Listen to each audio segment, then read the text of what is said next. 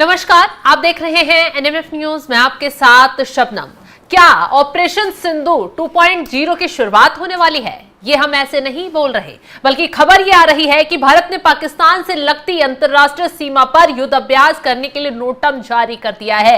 राजस्थान का जो बॉर्डर है, गुजरात का जो बॉर्डर है, वहां पर युद्ध अभ्यास किया जाएगा। और सबसे बड़ी खबर तो यह है कि पाकिस्तान ने भी नोटम जारी कर युद्ध अभ्यास करने के लिए कदम उठा लिया है। ऐसे में शंकाएं पैदा हो गई हैं कि भारत क्या फिर कोई बड़ा कदम उठाने वाला है या फिर पाकिस्तान को डर सताने लगा है। इसी पर चर्चा करेंगे। मेरे सहयोगी अभिषेक मेरे साथ हैं। अभिषेक, जिस तरीके से खबर सामने आ रही है कि युद्ध अभ्यास में बड़े बड़े फाइटर जेट उतारे जाएंगे, कहीं ना कहीं जो पाकिस्तान से लगती सीमाएं हैं जितने राज्यों की, वहां पर ये युद्ध अभ्यास होगा, तो कहीं ना कहीं भारत और पाकिस्तान के बीच जो कलेश पिछले दिनों मचा हुआ था उसको फिर से ये हवा देने की। देखिए, कई अहम बातें हैं शबनम, इसमें याद करना होगा, गौर करना होगा कि किस तरीके से जो पाकिस्तान की एयरफोर्स है उसके पास जो उपकरण है, जो फाइटर जेट हैं या फिर जो साजो सामान है, उनके नवीनीकरण के लिए, उनके अपग्रेडेशन के लिए अमेरिका की तरफ से $400 मिलियन पाकिस्तान को दिए गए।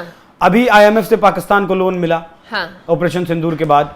उसके बाद चाइना से ऑपरेशन सिंदूर के बाद लगभग 1 बिलियन युआन पाकिस्तान ने लिए हैं।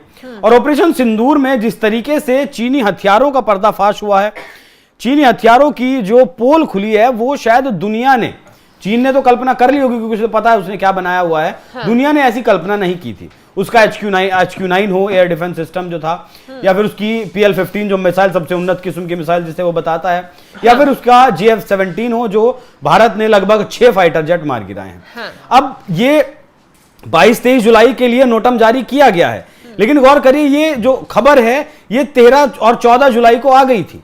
पाकिस्तान ने नोटम जारी करने के लिए 13-14 जुलाई को कह दिया था। पहले उसने अपना आधा एयर स्पेस बंद किया था, 14 जुलाई के दिन उसने अपना आधा एयर स्पेस बंद किया था, लेकिन वहां कुछ किया नहीं था, नोटम जारी जरूर किया था। लेकिन अब भारतीय सीमा से जितना भी बॉर्डर पाकिस्तान का इंटरनेशनल बॉर्डर लगता है, उस पर सारे पर नोटम जारी कर दिया है 2 दिन के लिए। अब जब पाकिस्तान ने नोटम जारी किया तो फिर भारत की तरफ से भी नोटम जारी कर दिया गया। हालांकि भारत की जो सेना है, नौसेना, वो अभी ब्रिटेन के साथ युद्ध अभ्यास करके जो है उसने खत्म किया है। उसमें लगभग 1 दर्जन देश थे जिन्होंने पानी में युद्ध अभ्यास किया, और उससे पहले भी भारत लगातार ऑपरेशन सिंदूर के बाद युद्ध अभ्यास कर रहा है। बांग्लादेश बॉर्डर पर भी जो तीस्ता प्रोजेक्ट के चलते, तीस्ता शक्ति के नाम से हमने अपना युद्ध अभ्यास किया था अभी लगभग 1-1.5 महीना पहले। तो पाकिस्तान, मुझे ऐसा लगता है कि पाकिस्तान ने या तो जो पैसा लिया था उससे अपने हथियारों को अपग्रेड कर लिया है और उन हथियारों की टेस्टिंग वो करना चाहता है, क्योंकि देश के भीतर तो अक्सर टेस्टिंग चलती रहती है, लेकिन जब बॉर्डर पर कोई भी देश अपने हथियारों की टेस्टिंग करता है या फिर युद्धाभ्यास करता है, तो उससे एक भावना लगाती है, एक फील लगाता है कि हाँ, आप बॉर्डर पर हैं, यहीं से अगर गोलाबारी होगी, आपको गोला दागना होगा दुश्मन के ऊपर, तो यहीं से होगा। तो भारत ने भी अब तक देश के भीतर तो लगातार प्रैक्टिसेस, युद्धाभ्यास चल ही रहा था सेना का, लेकिन अब बॉर्डर पर भी भारत ने नोटम जारी किया उस दिन के लिए और अपने रडार्स को एक्टिव कर दिया। तो अभिषेक, ये बताइए, नोटम क्या होता है? इसके जारी होने से कैसे सेना आगे एक्टिव हो जाती है? और 23 से 25 जुलाई को जो भारतीय वायुसेना का युद्धाभ्यास होना है, वो उच्च तीव्रता वाला हवाई युद्धाभ्यास होगा। इससे कैसे दुश्मन देश को मैसेज पहुंचाया जाता है? देखिए, नोटम जब जारी करते हैं अपने देश में, तो वो जिस इलाके में नोटम जारी किया जाता है, जैसे भारत ने बाड़मेर इलाके में, बाड़मेर से जो सीमा लगती है, वहां नोटम जारी किया है। वहां किसी ड्रोन का जाना, किसी नागरिक विमान का उड़ना या किसी भी तरीके की हवाई एक्टिविटी करने की पूरी तरीके से पाबंदी होती है। वो उस वक्त जिस वक्त के लिए 22 से 25 जुलाई के लिए नोटम जो जारी किया गया है, वहां भारतीय वायुसेना ही अपना सैन्य अभ्यास कर सकती है या जा सकती है। यात्री विमान वहां से उड़ान नहीं, कोई भी अगर जाएगा तो मतलब उसे टारगेट करने का पूरी मतलब खुली छूट, मान लीजिए कि खुली छूट है, क्योंकि हमने पहले ये चेतावनी जारी कर दी है, नोटम जारी कर दिया है कि ये अब यहां से आप नहीं आ सकते। अब देखिए, मुझे ऐसा लगता है कि जो पाकिस्तान ये अपना युद्धाभ्यास करने वाला है, वो क्या क्या करने वाला है, कौन से फाइटर जेट उड़ाएगा, कौन से मिसाइलों की अगर वो युद्धाभ्यास करेगा, कौन से ड्रोन्स का इस्तेमाल करेगा, वो सारी चीजें ट्रैक करने के लिए भारत ने 22 और 25 जुलाई के बीच ये नोटम जारी किया। देखिए, पाकिस्तान ने जिस तरीके से मात खाई ऑपरेशन सिंदूर में, अब पाकिस्तान को भी रणनीति बदलने की जरूरत है, क्योंकि जिस रणनीति के तहत उसने भारत का सामना किया वो सामना नहीं कर पाया। नतीजा ये हुआ, पहले हमने 9 आतंकी ठिकानों को तो उड़ा ही दिया था, उसके बाद पाकिस्तान के 12 एयर बेसिस को भी हमने उड़ा दिया था। सरगोदा का बहुत जिक्र हुआ, किराना हिल्स का बहुत जिक्र हुआ, और इस बात की बहुत से विश्लेषक पुष्टि करते हैं कि किराना हिल्स में अमेरिका के जो, मतलब ये मेरे शब्द नहीं, कई सारे राजनीतिक विश्लेषक इस बात को कहते हैं जो इंटरनेशनल पॉलिटिक्स पर बहुत गहन रिसर्च करते हैं, कि पाकिस्तान के पास जो न्यूक्लियर हथियार हैं वो असल में अमेरिका के हैं, इनडायरेक्टली। उसका जो एंट्री पॉइंट था किराना हिल्स में, सरगोदा में, वो भारत की ब्रह्मोस ने टारगेट किया था। तभी वहां लगभग 3 से 4 भूकंप आए, और जानकारों ने यह भी बताया कि ऐसे भूकंप ये नेचुरल नहीं होते हैं। हालांकि क्या हुआ क्या नहीं हुआ, इजिप्ट से बोरून का एक प्लेन भी उड़कर वहां आया था कि वहां कोई न्यूक्लियर लीकेज तो नहीं है।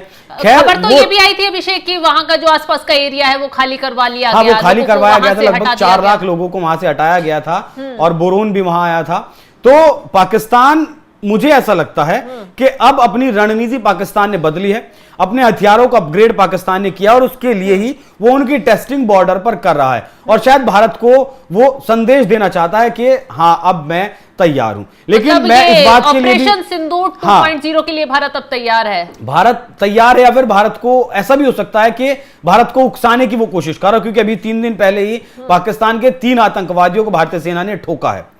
कश्मीर में वो घुसने की कोशिश कर रहे थे, वहां आतंकियों को उन्हें 3 ठोका गया, और लगातार ऑपरेशन सिंदूर तो चल ही रहा है, लगातार आतंकी ठोके जा ही रहे हैं। हालांकि मुझे इस बात की संभावना शबनम बेहद कम नजर आती है कि ऑपरेशन सिंदूर 2.0 होगा, क्योंकि पाकिस्तान के पास इतना मादा नहीं बचा है। हजारों करोड़ रुपए का नुकसान पाकिस्तान, मतलब कंगाली में आटा गीला हुआ है, पैसा उसके पास नहीं है, और इस युद्ध की तैयारी के लिए अभिषेक चीन से भी और पाकिस्तान से भी जिस तरीके से पाकिस्तान को मदद मिल रही है अमेरिका से और चीन से, कहीं ना कहीं वो चीजें जो उसकी बिगड़ी थी उसको सुधारने की लगातार कोशिश अमेरिका और चीन ने पाकिस्तान को औकात दिखा तो दी टीआरएफ को आतंकी संगठन घोषित करने के बाद।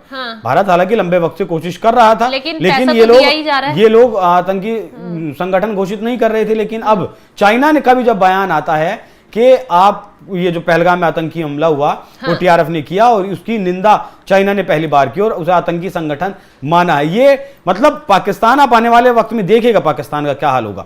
पाकिस्तान अमेरिका से भी डॉलर ले रहा है, पाकिस्तान युआन ले रहा है, चाइना से भी, दोनों देशों से पैसा ले रहा है। लेकिन आसिम मुनीर की जो करीबी अब है वो डोनाल्ड ट्रंप की तरफ है। आसिम मुनीर की पूरी जो वफादारी है वो ट्रंप के लिए है, और ये वफादारी चाइना को पसंद क्यों आएगी, क्योंकि पाकिस्तान के ऊपर जो कर्ज है उसमें लगभग 40% जो कर्ज है वो सिर्फ अकेले चाइना का है। बिलियंस ऑफ डॉलर चाइना ने दिए हैं, 62 बिलियन डॉलर सीपीईसी में दिए हैं, और ऐसे में अगर मुनीर की जो वफादारी है वो ट्रंप के प्रति होगी तो फिर चाइना के लिए खतरा होगा। पाकिस्तान को ये दोनों देश मिलकर आने वाला वक्त देखिए आप, दोनों देश मिलकर घंटे की तरह बजाएंगे। इधर चीन भी इसे पीटेगा और उधर से अमेरिका भी पाकिस्तान को पीटेगा, क्योंकि लोकेशन ऐसी है, इसलिए अमेरिका अब तक उसे पैसा देता आया है। लोकेशन जरूरी चाइना के लिए भी है, तो दोनों देश पाकिस्तान के ऊपर, पाकिस्तान को एक तरीके से अपनी कॉलोनी बनाना चाहते हैं, जिस तरीके से अंग्रेज पहले अपनी कॉलोनी बनाया करते थे, शासन किया करते थे, दोनों देश वैसा चाहते हैं।